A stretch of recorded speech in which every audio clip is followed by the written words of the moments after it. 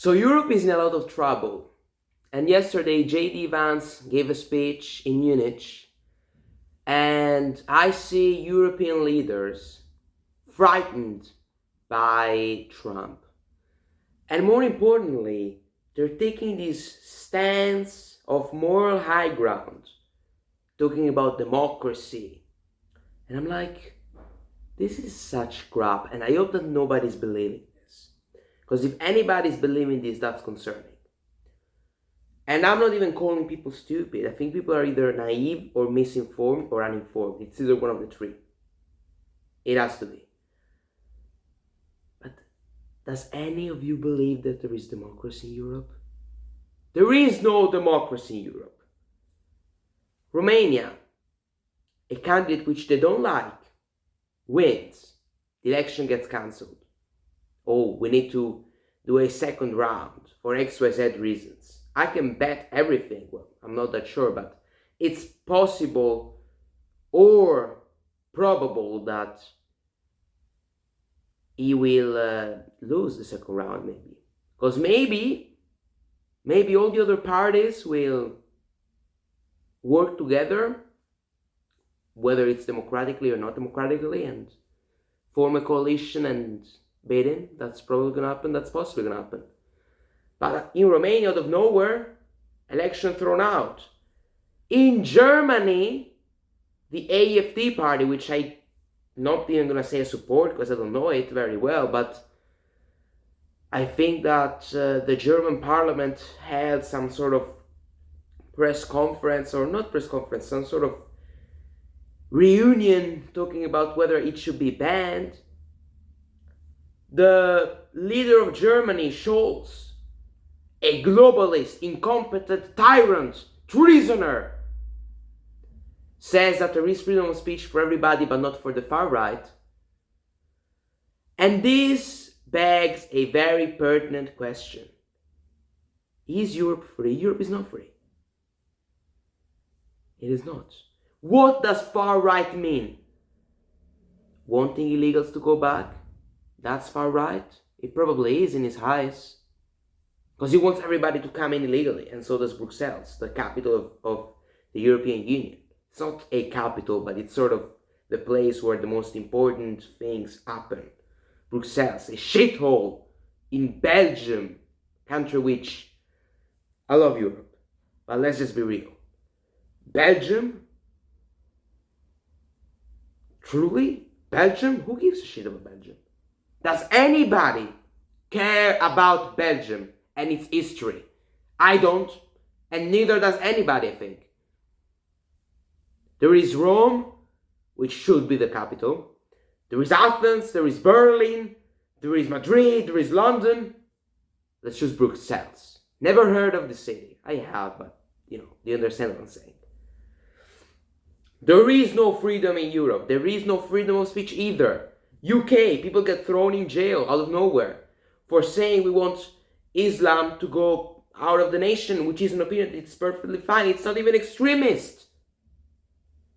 And the problem here is this. There is the two-tier policing. Two-tier policing. Oh, if I defend a group, they wreck me. But if I defend another group, they love me. And this is two-tier policing. This is dictatorship, basically. It's just, I'm not saying there is dictatorship in the European Union, but let's just be honest. These bastards, and I hope this video goes viral, these tyrants, treasoners who rule the European Union, bureaucrats, saying, when Trump now is making a peace deal, or is trying to make a peace deal with Putin and Zelensky, they're like, we defend democracy, there is democracy here. I'm like, what? Democracy?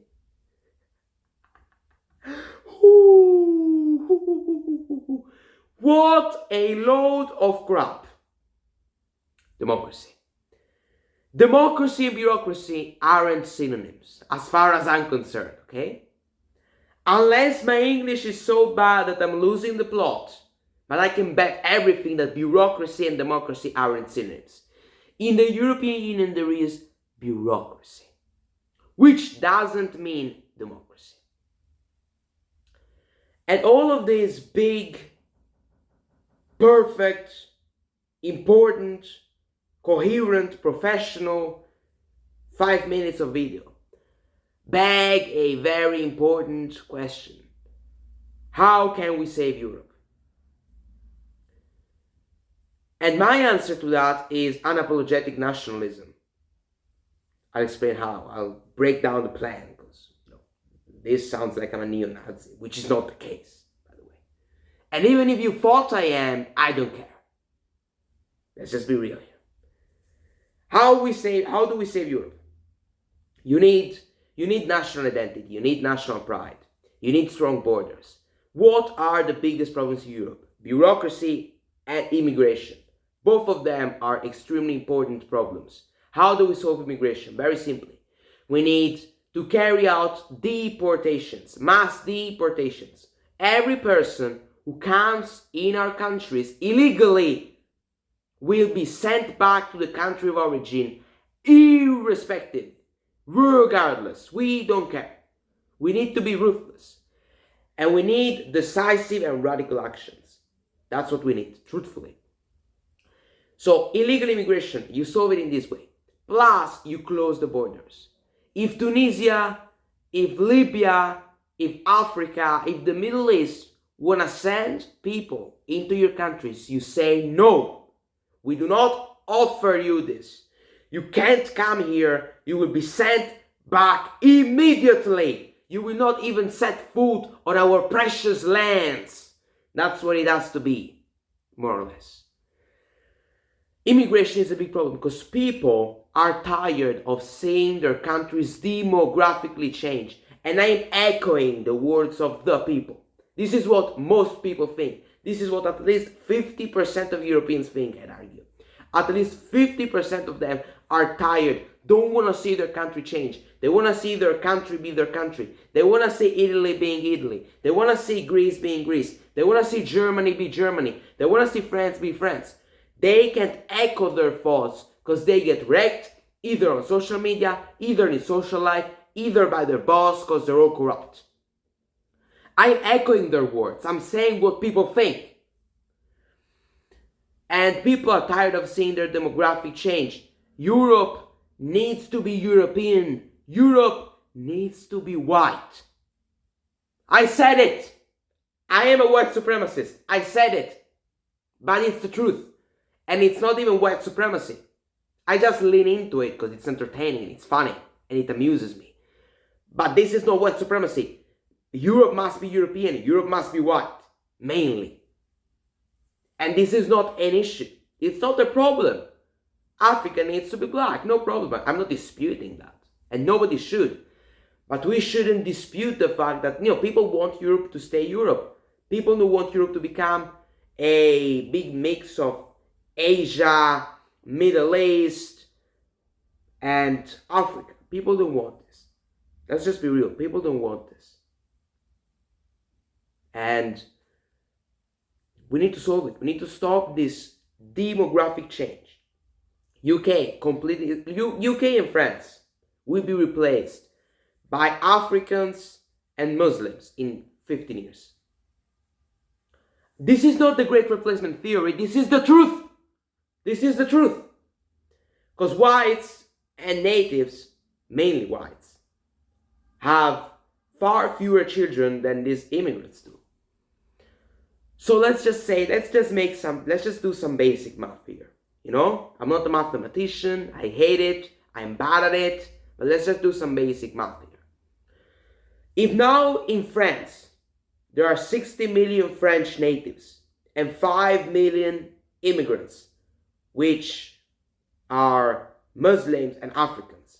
If Africans make 3 kids per person and French make 1.5 kids per person, this means that we will have 5 million times 3, which is 15 million. And 60 million times 1.5, which is 90 million. And actually, it doesn't even work this way. Because the rate at which your people need to have children in order for society, a population not to go down is 2. So we should actually do something different here. It should actually be 45 million.